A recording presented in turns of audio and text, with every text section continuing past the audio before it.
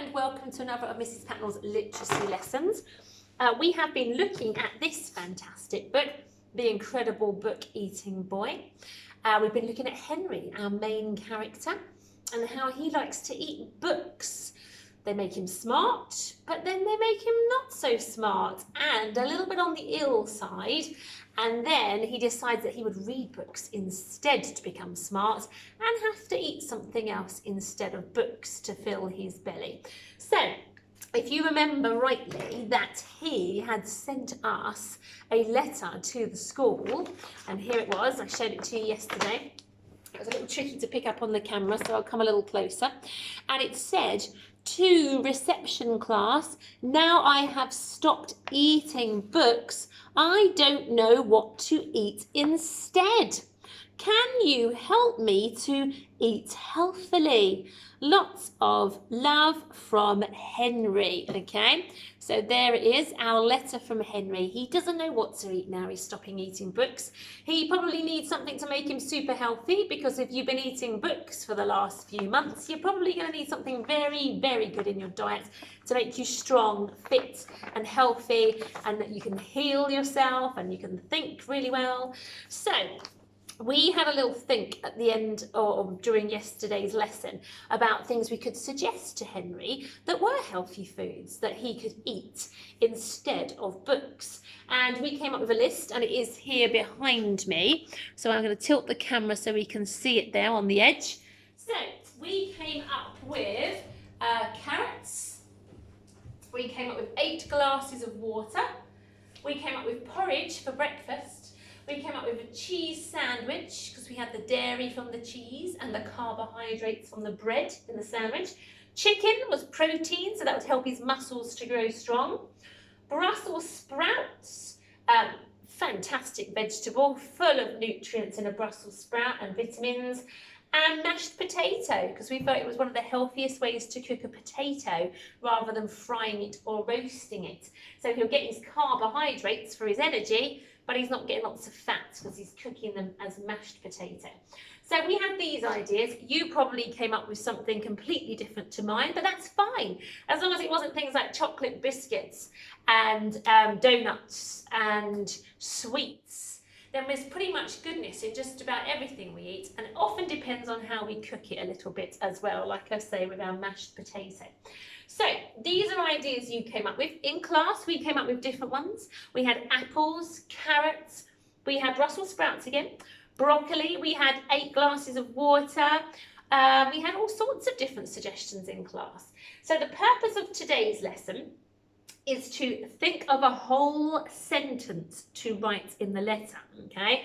So we'll have a little pick through what a letter looks like, okay? But the very important part is the bit in the middle is a whole sentence. It has to make sense. So you cannot, I'm going to just take this off, you cannot put to Henry 8 glasses of water from Mrs. Patnell. He'll be like, what? What am I supposed to do? 8 glasses of water? What does that mean? It's not a whole sentence. It doesn't make sense. It needs other words around it to make sense. So to Henry, cheese sandwich from Mrs. Patnell doesn't make sense. So we need those other words around it to help it make sense as a whole sentence, okay? We'll obviously need to remember finger spaces when we write our sentence, and we'll need to remember punctuation at the end of the sentence to say we've finished telling him our piece of information, and we'll need a capital letter on the first letter of the first word. But we're going to tackle that more tomorrow. Before we start writing, what you should do is to say your sentence out loud, and more than once, twice, 3 times, 4 times. Say it as many times as you can so it sticks in your mind, because if you don't say your sentence, you're more likely to miss words out. So you'll come to write it and you might put, to Henry, you should 8 glasses of water, and that's it. There's words missing. Still doesn't quite make sense. So it's a good idea to always say your sentence out loud. When you move on to year 1, then your teachers will always be saying that to you. Say your sentence out loud. So the purpose of today's lesson is to say a sentence out loud, the one you're going to use in your letter to Henry, and tell it to anybody who will listen. To your mum if she's there, to your dad, to your brothers and sisters, whoever will listen to your sentence. Say it out loud lots of times. So when you come to write it tomorrow, it will really be stuck in your memory, okay?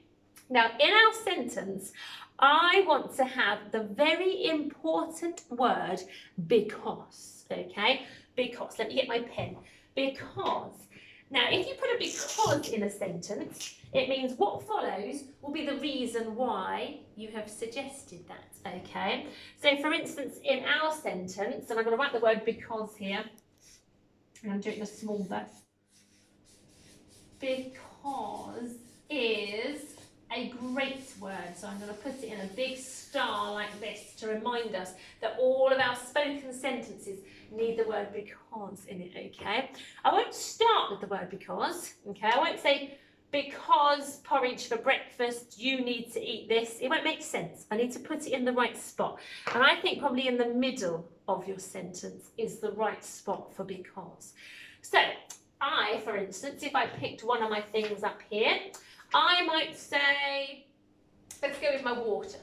So my sentence might be, you need to drink 8 glasses of water every day because it will help you to concentrate when you read. There you go, fantastic. Don't know if you remember our book last week, we had a chap who wasn't drinking at school and he couldn't concentrate at all. So water definitely helps you concentrate. So my sentence, you need to drink 8 glasses of water every day because it will help you to concentrate when you read. It's going to be a whopper sentence. Sentences that have because in them are often bigger sentences because you're saying what someone should do and then telling them why they should do it with the because. So it is going to be a big sentence. So we have got a big task when we come to write this, but I think you guys can do it in your letters to Henry because Henry needs this advice. We need to do this for him to help him out. So that was one of my sentences. If I take maybe porridge here, porridge for breakfast I've got. So my sentence could be, you need to eat porridge for breakfast because it will help you to stay full until lunchtime, okay? So if he's busy reading and he doesn't want to stop to be munching on anything, then he can have a nice bowl of porridge and it will keep him full up until lunchtime when he stops reading so he can have some lunch. So that's another good sentence with because in.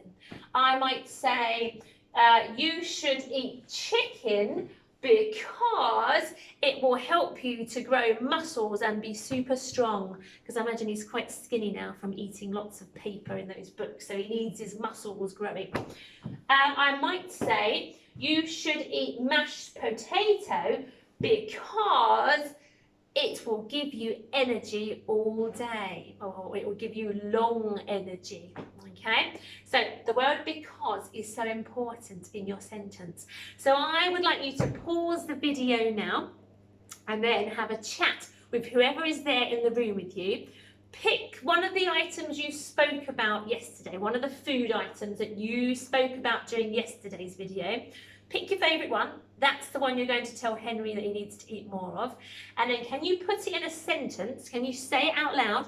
You might not get it right the first time. You might have to change it a little bit.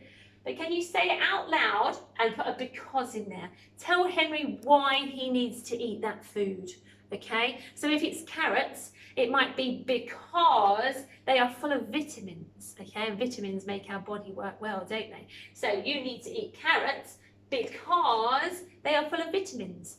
Okay, we need that because reason. So pause the video and tell your adults now your full sentence using a because. Tell Henry why he needs to eat it. Okay, so hopefully you've had a good chat with your mums and dads and you've told them a lovely sentence that you're going to write in your letter tomorrow.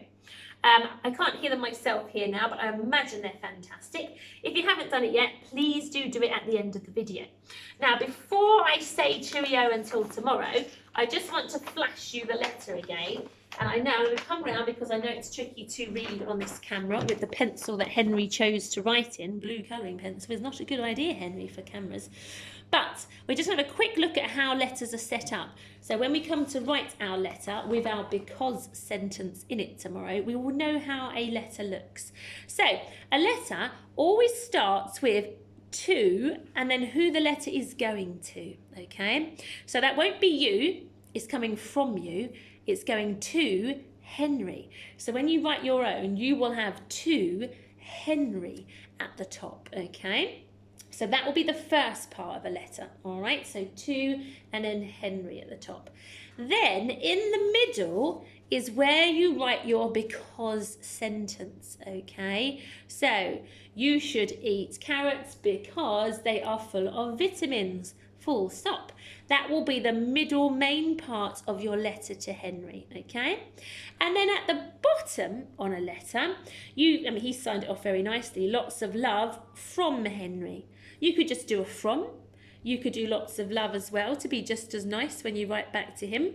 But definitely, at least, a from. And this time it won't be from Henry because you wrote it. So it'll be from and then your name. So for me, it would be from Mrs. Patnell. Okay? So my letter would read, to Henry. You should eat carrots because they are full of vitamins, full stop. Lots of love from Mrs. Patnell. And that's how your letter will be set out. A to at the top, a from at the bottom, and your because sentence in the middle. Okay, so be thinking about that for tomorrow when I get you to write your letters. But most importantly today, if you haven't chatted about your because sentence already, then at the end of this lesson, have a chat. Tell someone in your house your because sentence. Tell Henry what to eat, and then because, why he should eat it, why it's good for him, okay? Don't worry if you have to tweak it around a bit, that is fine. But when you've got it all polished and brilliant, say it to as many people as you can. Walk around the house saying your sentence. So when you come to write it tomorrow, it will be super easy to remember. And I will see you then for some letter writing tomorrow. Bye-bye.